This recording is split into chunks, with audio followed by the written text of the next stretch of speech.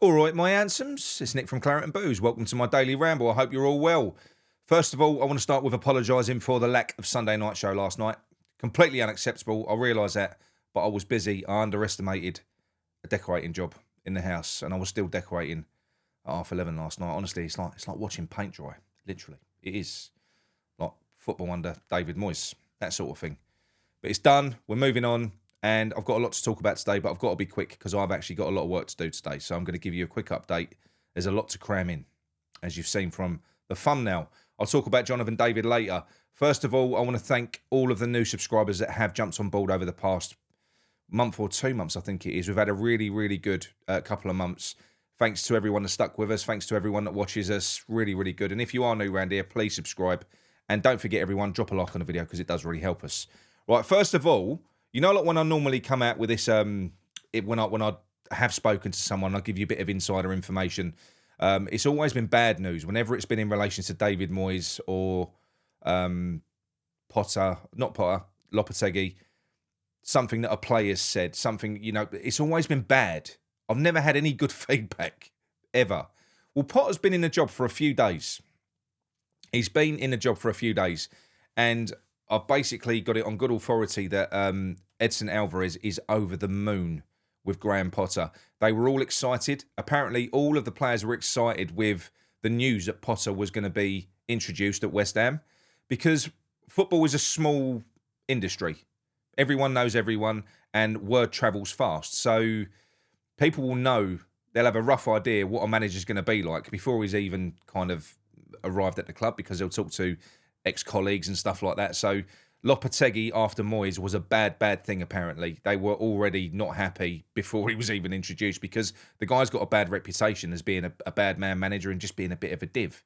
So that was realised, as we saw, but it was a completely different situation with Potter. Everyone was really excited from the first team through to the youth academy for obvious reasons, as we saw with Ollie Scholes, but particularly our big stars, because we've been worried about losing Edson Alvarez, Kudus, and Piquet. They was all growing frustrated. They all wanted to move on because we was not giving them a platform with which to showcase their talents and develop as players. Because ultimately, yes, they want to play for the club and play for the fans, but this is their career. They want to become the best that they can be.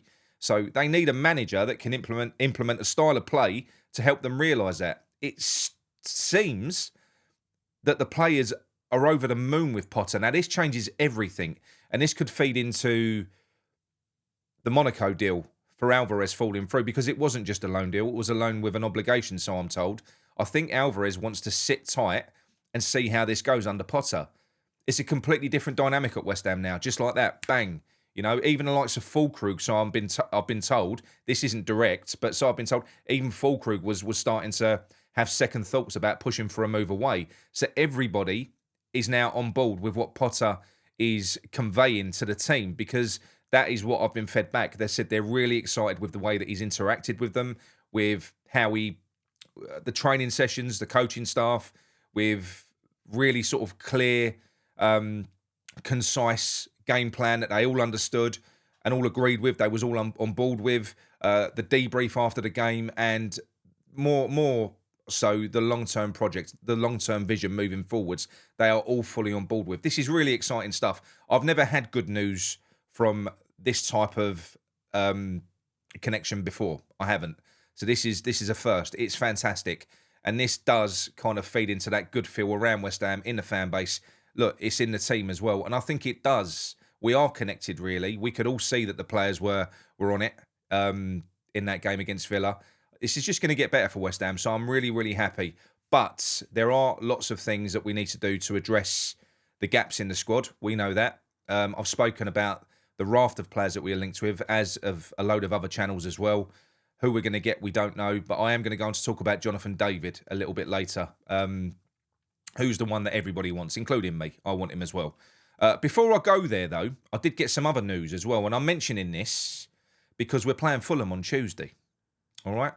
And I hope I ruffle a few feathers. I think it's kind of out in their space anyway, in terms of the Tottenham and Fulham fan base, that Marco Silva, probably because, you know, the West Ham job's gone now and he was hanging on for West Ham, he's decided to plump for Spurs. That's what's happened. Ange Postecoglou is doomed, it seems.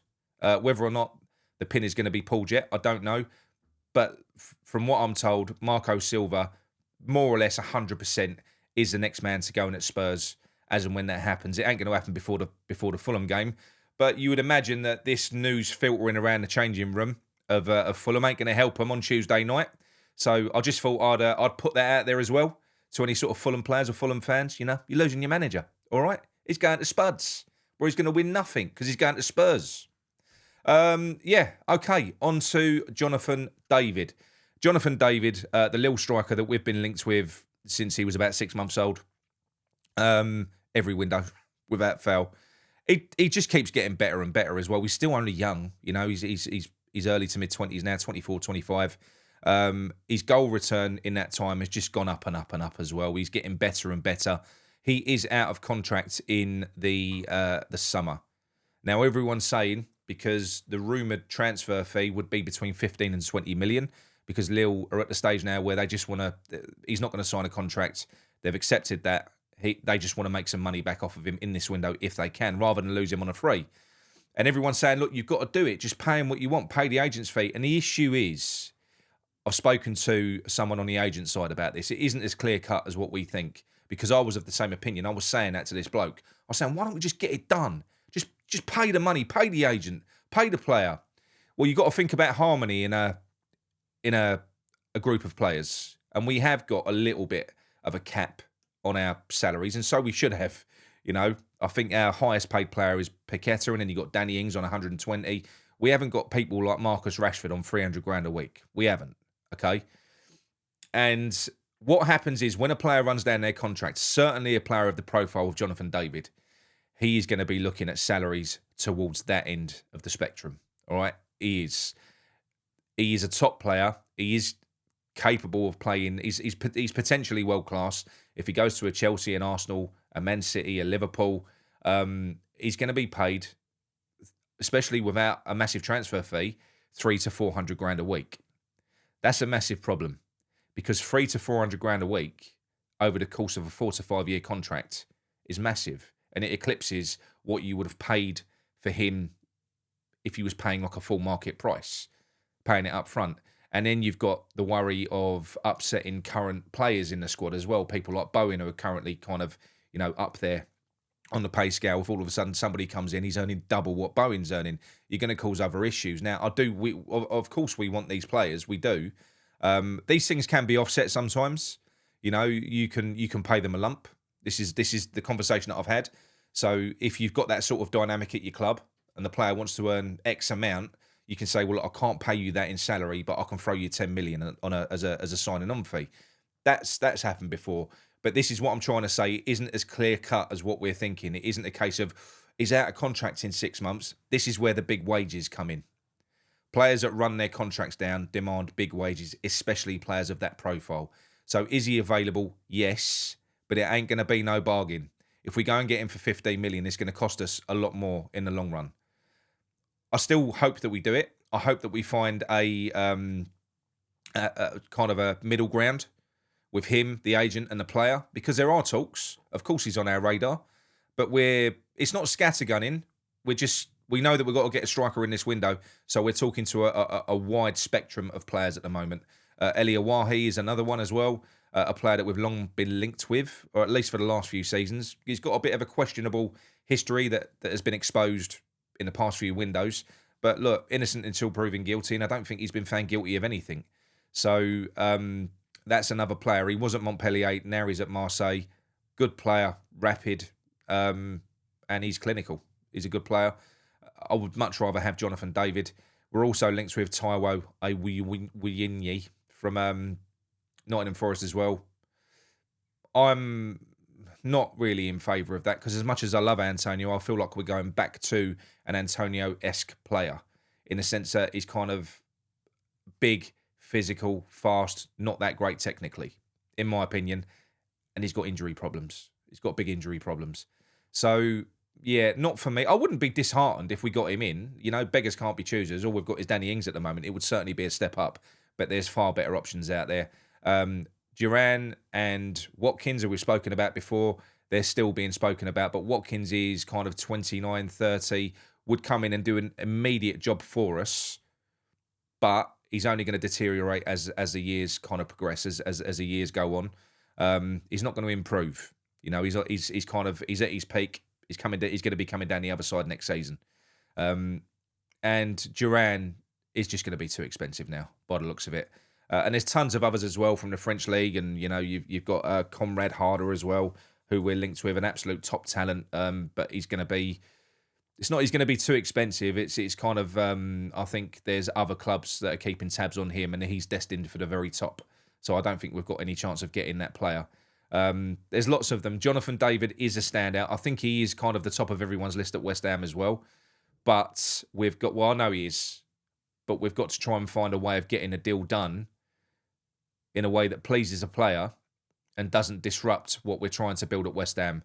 You know, it ain't like you're bringing in an ego or anything like that. He's a very professional player, and he's everything that you need. I spoke to a top analyst, a publication that we all read, who's done a piece on Graham Potter and what he requires from a forward, and Jonathan David ticks every single box. He would be phenomenal for us. You know, presses from the top, he's fast, he's good in every aspect as a forward. He's established, you know. He probably is what Duran will get to, if that makes sense. Duran may end up being a better player than Jonathan David at some point, but what I'm saying is Duran isn't there yet. He's still raw.